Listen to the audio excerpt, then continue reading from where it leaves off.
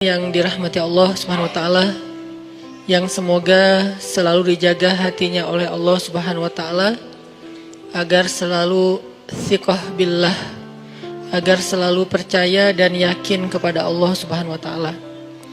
Karena kelemahan kita itu berawal saat kita mulai meragukan Allah. Dalam segala dinamika hidup, kita selalu butuh Allah. Kita butuh Allah ketika Allah kasih kita ujian, bahkan tetap kita butuh Allah ketika Allah kasih kita nikmat. Kalau kita butuh Allah saat diuji, agar kesabaran kita terjaga. Karena orang yang tidak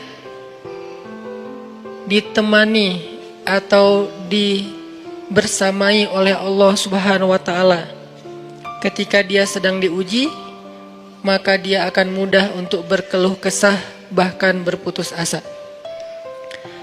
Kebersamaan Allah kepada dia saat dia diuji itu adalah Allah Subhanahu wa taala menghibur hatinya. Allah Subhanahu wa taala menenangkan hatinya. Allah Subhanahu wa taala menghidupkan hatinya dengan nikmat iman. Ala bidzikrillahi tatmainnul qulub. Innamal mu'minun idza dzukirallah wajilat qulubuhum. Bukankah dengan mengingat Allah hati menjadi tenang? Dan orang yang beriman apabila diingatkan dengan nama Allah, disebut nama Allah, maka hatinya akan bergetar. Ini bentuk Allah membersamai hambanya ketika dia dalam keadaan diuji. Allah menghiburnya dengan kalimat, alam yajidka yatiman fa'awa wa wajadaka dhallan fahada wa wajadaka ailan fa'aghna. Allah menghiburnya dengan kalimat, inna a'tainakal kautsar. Allah menghiburnya dengan kalimat, kalla saya'lamun summa kalla saya'lamun. Allah menghiburnya dengan kalimat, la tahzan innallaha ma'ana. Ini adalah ketika Allah membersamai seorang hamba saat dia dalam keadaan diuji. Allah membersamai hamba juga ketika dia dalam keadaan diberi nikmat. Karena tanpa itu, maka seseorang akan jatuh justru kepada dosa-dosa karena dia mendapatkan banyak kenikmatan hidup. Kalau Allah Subhanahu wa taala tidak menjaga dia saat dia diberi nikmat, maka nikmat itu justru menjadi jalan bagi dia untuk terjerumus kepada banyak dosa. Justru nikmat itulah yang menjadi penghalang bagi dia untuk mengingat Allah.